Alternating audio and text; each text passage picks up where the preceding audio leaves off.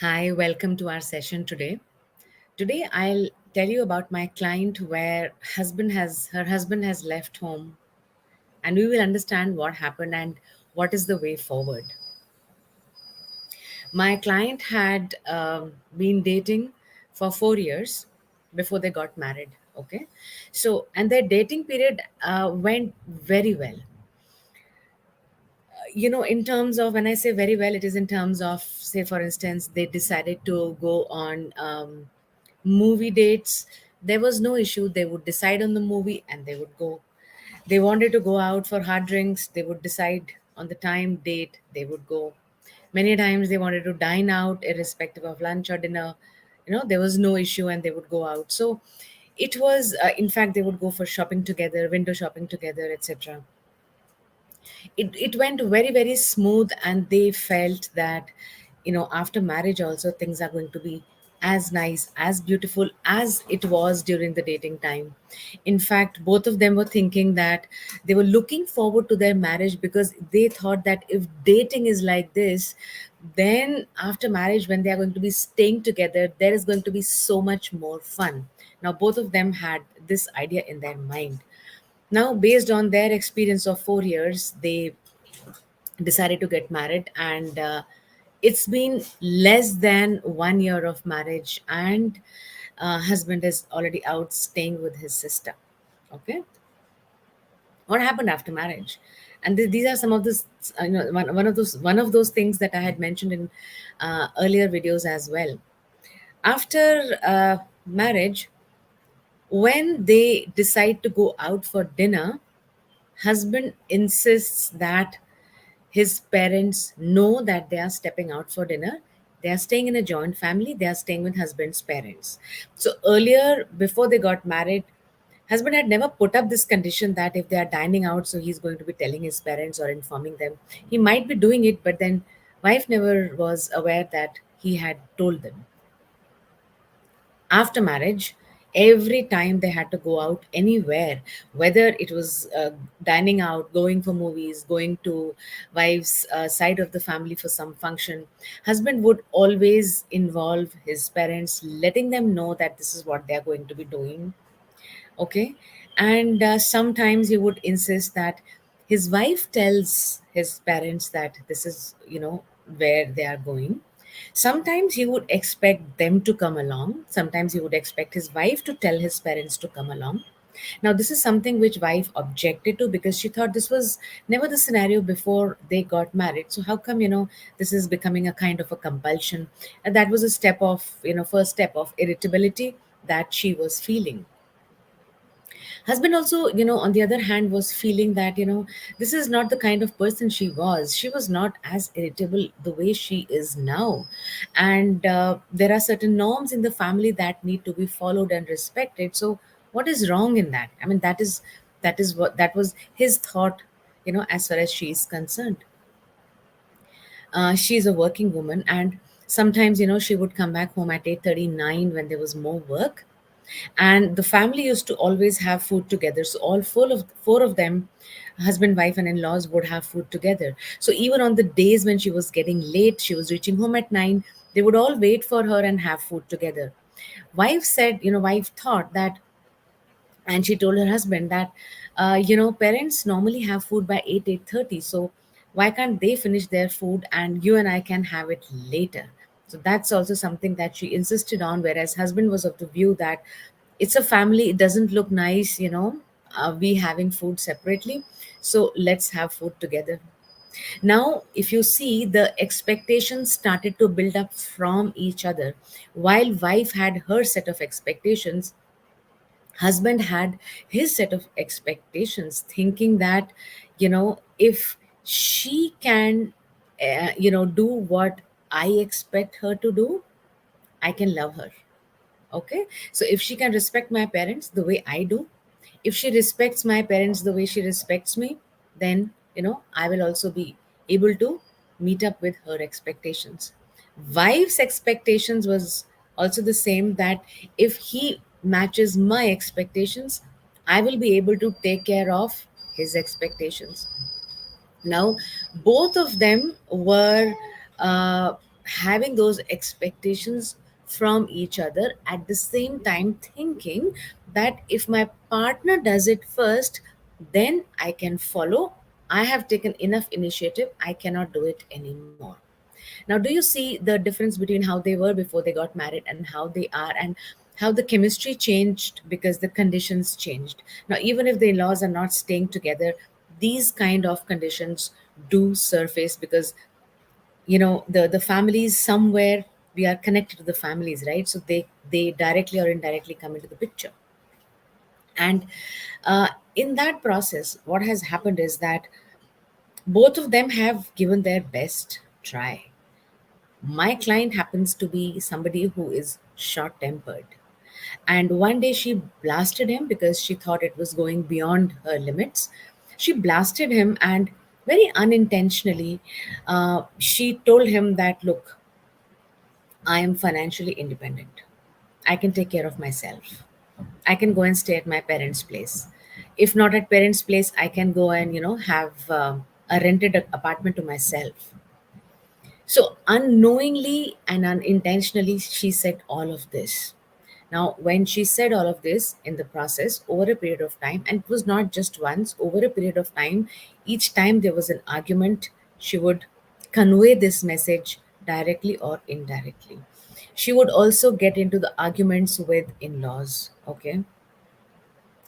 Now, when husband heard that, I mean, not that he didn't know, but when he saw that she is coming from the place where she is boasting about her financial independence, okay, when that respect for the parents is also not there, when she is throwing tantrums, he was, the moment, primarily the factor was that of financial independence. The moment he observed that, he realized that he doesn't have a role in the relationship, because a man is a provider. Okay, even if you go back to the history, go back to the stone age, man was the one who would hunt for food and get food at home. So he's the provider. That's how the nature is. But the moment she told him that, look, I can provide for myself and I can take care of myself, that's the time man thought that, then where am I needed? And when she talked about her financial independence, his self esteem took a hit. Okay. When self esteem took a hit, the respect in the relationship got lost. They could not respect each other. They could not respect each other's thoughts, opinions, words, actions, whatever it was. Okay. And then there came a point in time where the wife would not give up because of her, short tempered nature. She would not give up, and she would just continue to express herself in ways that were disrespectful. And the husband then, took a stand, and he said that he doesn't want to stay with her. He wishes to leave, and he left. Wife is still there with the in laws. He left, and he is staying with his sister. Okay. Now, uh, I want, no, there is a message not for just women, but there is a message for men also here. I want you to understand one statement, okay? And the statement is, what love is to a woman, respect is to a man. As a woman, if you want your husband to love you, okay, then understand and know that you got to respect him for who he is. You got to respect him for the work he does. You got to respect him for the decisions he takes, right? And if and being a man, and this message, the second part of the message is for men. If you really want that respect from your wife, you got to extend your love to her, because for her, love is the top priority, just as for you, respect is a top priority. Now, does it mean that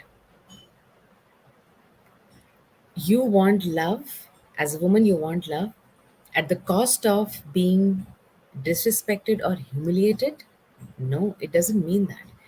All it means is that love is, the top priority, not at the cost of respect, but between love and respect, love is what most women prefer as their first thing that they wish to receive from their partners. Okay.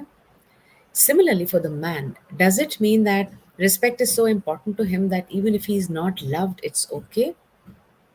No, both are important, but when it comes to picking which one is first, then the respect is the first priority.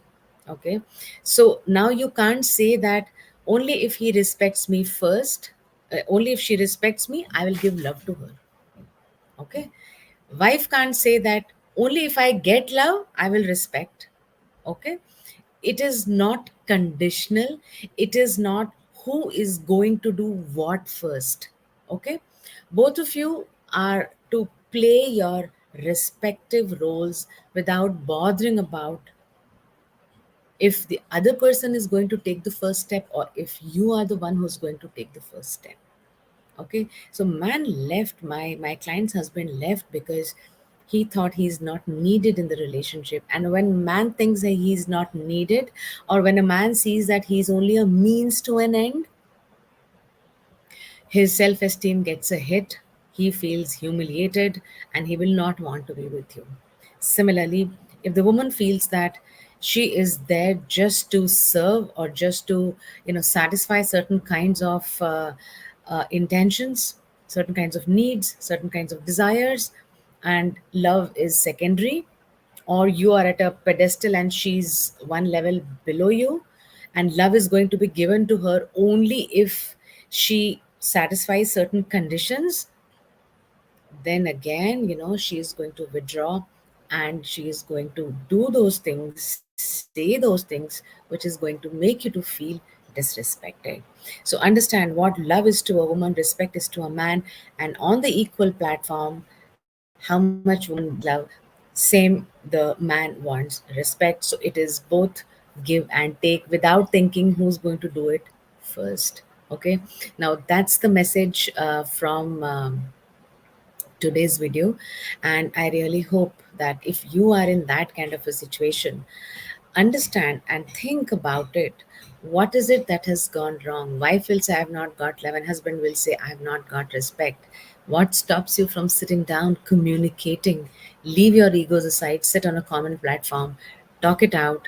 And to men, I would say, extend that love to her because she really needs it.